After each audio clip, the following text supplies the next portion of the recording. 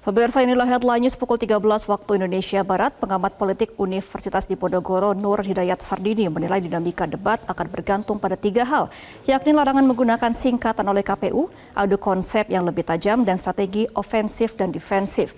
Nur Hidayat pun menilai dalam debat nanti Gibran akan banyak diserang, terutama soal food estate.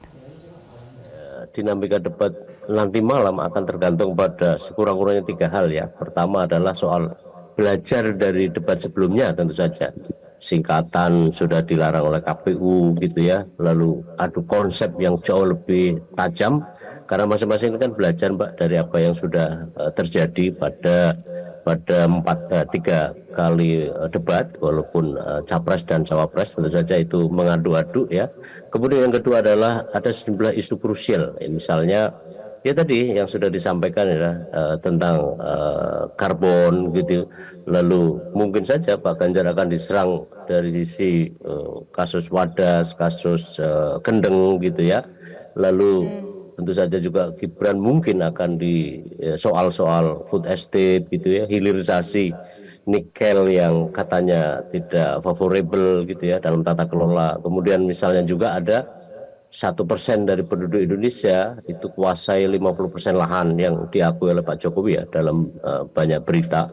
Kemudian dan akhirnya ini soal strategi juga gitu ya. Strategi tentu saja paling kurang ada 2, ofensif dan defensif ya. Ofensif itu memungkinkan orang untuk menyerang terutama pada segmen ketiga dan ya keempat. Lalu defense itu adalah biasanya yang berasal gitu ya dari kalangan pemerintah atau pengambil keputusan dan atau paslon yang berada pada afiliasi pemerintah seperti Gibran tentu saja akan begitu banyak beban yang sangat boleh jadi akan diserang gitu ya, akan diofensi oleh 2 cawapres ya, dari 3 paslon ini.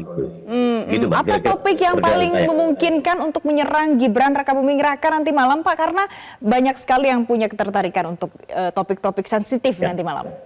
Iya, saya kira food estate adalah satu soal ya, satu isu yang menurut saya akan jadi beban juga atau dengan cara yang mendefensi buat Gibran karena itu terkait dengan kebijakan pemerintah yang banyak orang menyebut berantakan, tidak berhasil dan seterusnya.